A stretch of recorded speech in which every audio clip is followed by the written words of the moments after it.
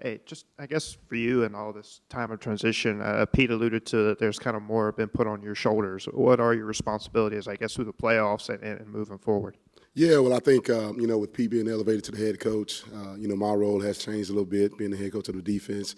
So I'm taking over the role of him for scripting for practice, meeting with the defensive staff and getting all those things ironed out, so I can make life a little bit easier, so Pete can drive that bus when it's game day. But that's changed just a little bit, and meet with the defense a little bit more as a whole. I've taken over that role, but I've done it, a good bit throughout the season too, when Pete's dealing with other things. So that's mainly the only thing that's changed. Pete's still going to call the plays, but I've just been, doing a lot of the scripting and getting things ready for practice. Pete told us yesterday he'll move down to the field for the game. I was just curious, does that change anything from your perspective, or have you kind of decided where you'll be? Yeah, well, we had a meeting the other day about it, and me and Pete kind of talked about him coming down. I thought he at the beginning he thought about as an interim he may stay up, and I was like, no, brother, you got to come on down. It's your show now, right? But no, he's going to be down. I'm going to go ahead and stay down just because of the familiarity, with us as a staff, with all of us guys down on the field. We want to keep that going forward for the playoffs, and then maybe next year that may change when we may be going up in the box. But right now we want to keep it all the same, so these guys can have the familiarity with us on the football field. Bryan, I know it's only been a couple of weeks, but Pete Golding, the head coach, what's he like? Oh man, a dog. That's what he's like. I mean, a great guy, an unbelievable person, unbelievable human being. I knew when I took this job, I've been knowing Pete for years. Me and Pete worked together at Delta State. This is one reason why I took this job, was because of him, and to be able to come back home and be able to do this for my university. And having the opportunity to do that, and knowing that it's a possibility that Lane could possibly leave and go somewhere and Pete could get elevated, I said this is a dream come true. To work with a guy that I've known, that probably the smartest football coach that I've ever worked with or ever known. It's been awesome. The kids are gravitating to him. He's doing it his way, and I think that's the only way for him to do it, and just to be himself. But he's a great guy, great coach for sure. You kind of touched on that just then, but I know it's only been a handful of practices, right. And I'm not asking you to throw any shade Yeah. at his predecessor, but is there anything noticeably different on the practice field right now? Well, I just think, from a time structure standpoint right now, especially moving forward, we've kind of moved practice just a little bit back.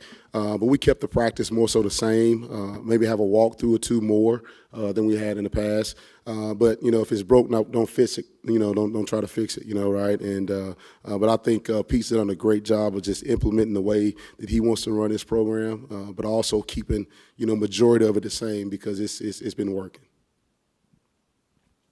Who will be the eyes up in the press box for the defense? Yeah, well, we still got, most of our guys still up there. Brandon Turnage, Jay Shoup, Corey Sparkman, all those guys there.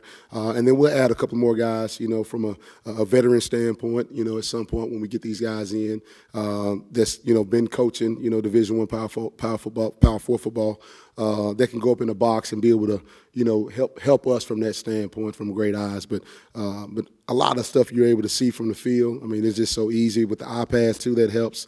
So we're not too worried about that, but we have some veteran guys that come in and be able to help us moving forward. What are your concerns with the 3-week layoff from a defensive standpoint? I know in offense is timing and all that, but what about on defense? I think just game speed, just game speed when you're looking at, the shifts and motion adjustments, how fast that happens on the football field, and just the play speed. We try to do as much good on good as we can, but nothing simulates like a game, because the adrenaline is flowing. The guys are, running and rapping and rolling and tackling and doing those things. You exert a little bit more energy. But that's the biggest thing, I think, is just the play speed of it. That's the one thing you just kind of worry about. Because we tackle in practice. So not too much worried about that, but more so worried about the play speed.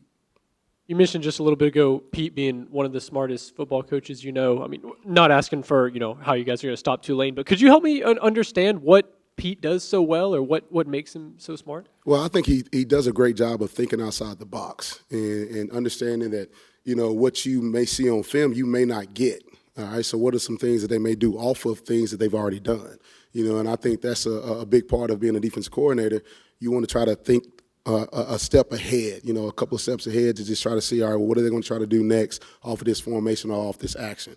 That's one thing that I've learned from him, since working with him for 2 years. But he thinks outside the box, man, and always tries to stay a step ahead.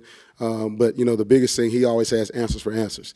And I just like, man, you got it all in your book. He asked, what's your suggestion? I ain't got no suggestion because you know it all, right? But he's a great coach, great mind. But he understands the game inside and out and learned from one of the best in Nick Saban. And I think that's what he's been able to carry along with us here at Ole Miss. With being able to have Tulane under your belt already this season, how do you kind of evaluate the position of learning from the film, but also trying to integrate just how to improve your guys in the secondary this way around the season?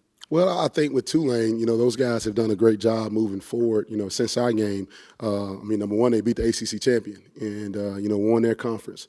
So they're a much better team, overall. And especially on the outside of the receiver, and Jake has done a great job of distributing the ball to multiple receivers. It's not just one. You look at the yardage from those guys. A lot of them are so similar with 400, 500 yards, 300 yards, whatever it may be. But he does a great job distributing it, and I think we just got to make sure we stay focused and stay locked in and communicate on the back end to where we don't have any busted coverages. But it's been great these last couple of weeks of getting the guys back into the fold, but showing them how better Tulane has gotten, since we played them. You may or may not have an answer to this question, but Pete talked about yesterday just the importance of winning the turnover margin against Tulane. From your perspective, what are some of the biggest keys for you to help win against Tulane this weekend? I think the biggest thing is, number one, you got to control the quarterback, and make him make, different mistakes that, some things that he hasn't seen yet. So being able to control him is really, really key. But as far as the turnover margin, you have to be able to do that with hats to the ball. It's many guys get to the ball with hats to the ball, make sure our eyes at ball level, maybe get some of those balls out, stripping the ball, things of that nature. But showing the quarterback different looks that he may not have seen. And, just trying to get him to get our guys to disguise some things where he may throw us a ball or two. But when the opportunity comes our way, we got to make sure we make them. And our guys are practicing that way, and we do turnover circuits and things of that nature. But we have to win the turnover margin in order to win this football game.